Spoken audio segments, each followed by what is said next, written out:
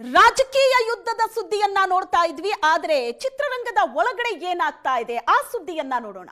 ಸುದೀಪ್ ಆಡಿದಂತ ಒಂದು ಮಾತು ಈಗ ಬಹಳ ದೊಡ್ಡ ಸಂಚಲನಕ್ಕೆ ಕಾರಣ ಆಗಿದೆ. ಸ್ಯಾಂಡಲ್ವುಡ್ನಲ್ಲಿ ಸುದೀಪ್ ಮಾತು ಸ್ಯಾಂಡಲ್ವುಡ್ನಲ್ಲಿ ಸಂಚಲನವನ್ನೇ ಸೃಷ್ಟಿ ಮಾಡಿದೆ.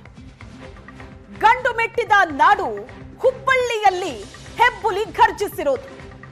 ಮಾರ್ಕ್ ಸಿನಿಮಾದ ಪ್ರೀ ರಿಲೀಸ್ ಇವೆಂಟ್ ನಲ್ಲಿ ಕಿಚ್ಚ ಅಬ್ಬರಿಸಿರೋದು ಸ್ಯಾಂಡಲ್ವುಡ್ನಲ್ಲಿ ಸಂಚಲನಕ್ಕೆ ಕಾರಣ ಆಗಿದೆ. ಕಿಚ್ಚ ಸುದೀಪ್ ಎಚ್ಚರಿಕೆ ಕೊಟ್ಟಿದ್ದು ಯಾರಿಗೆ? ಈ ಬಗ್ಗೆ ಚರ್ಚೆ ಶುರುವಾಗಿದೆ. ಹೊರಗೆ ಪಡೆ ಒಂದು ಯುದ್ಧಕ್ಕೆ ರೆಡಿ ಆಗ್ತಿದೆ ಅಂದಿದ್ದು ಯಾಕೆ?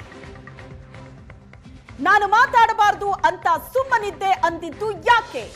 ಕಿಚ್ಚ ಸುದೀಪ್ ಎಚ್ಚರಿಕೆ ಕೊಟ್ಟಿದ್ದು ಯಾರಿಗೆ? ಇದೇ ಈಗ ಸ್ಯಾಂಡಲ್ವುಡ್ನಲ್ಲಿ ಚರ್ಚೆ ಆಗ್ತಾ ಇರೋದು.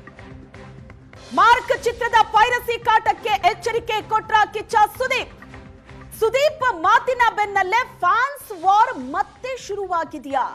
ಕಿಚ್ಚನ ಮಾತಿನ ಬಗ್ಗೆ ಸಾಮಾಜಿಕ ಜಾಲತಾಣದಲ್ಲಿ ನೂರೆಂಟು ಚರ್ಚೆ ಆಗ್ತಾ ಇದೆ. ಹಾಗಾದ್ರೆ ಕಿಚ್ಚ ಸುದೀಪ್ ಆಡಿದಂತ ಮಾತುಗಳು ಏನು?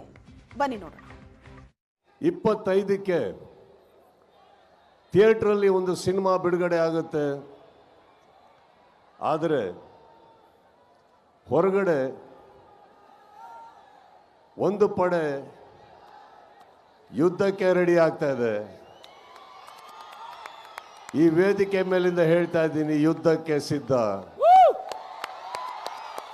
ಯಾಕಂದ್ರೆ ನಾವು ನಮ್ಮ ಮಾತಿಗೆ ಬದ್ಧ. ಕೆಲವೊಮ್ಮೆ ನನಗನ್ಸುತ್ತೆ ಸೈಲೆಂಟ್ ಆಗಿರೋದು ಒಳ್ಳೆಯದೋ ಕೆಟ್ಟದೋ ಗೊತ್ತಿಲ್ಲ.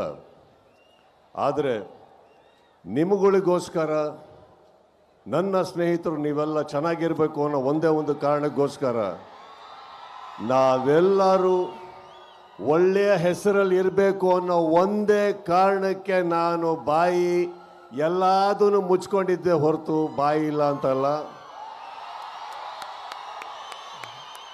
ಬಹಳಷ್ಟು ಕಲ್ಲಿನ ತೋರಾಟ ನನ್ನಿಂದ, ನನ್ನ ಸಹನೆಯಿಂದ ನಿಮ್ಗಳ ಮೇಲೆ ಬೀಳ್ತಾನೆ ಇರುತ್ತೆ. ಅದನ್ನು ತಾವು ತಡ್ಕೊಂಡು ಬರ್ತಾನೆ ಇದ್ದೀರಿ.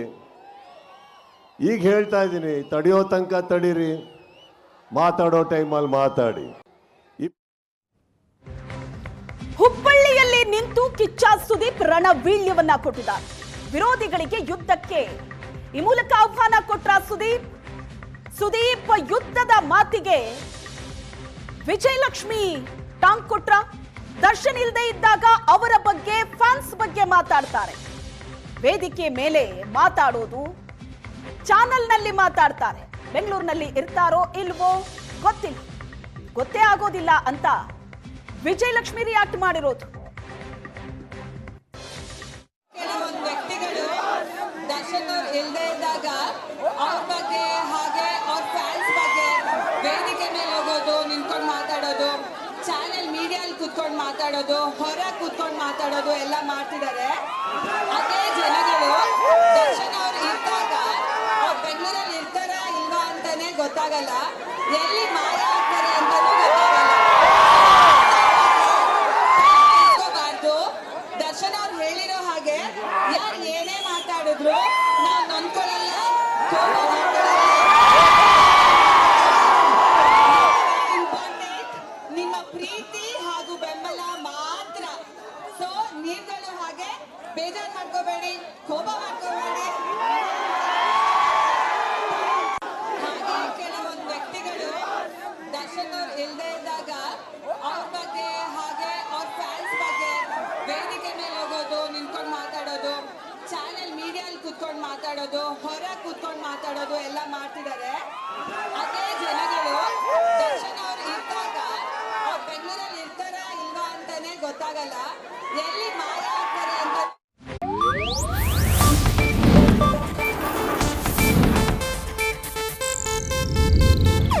ಇದು ಏಷ್ಯಾನೆಟ್ ನ್ಯೂಸ್ ನೆಟ್ವರ್ಕ್ ಪ್ರಸ್ತುತಿ.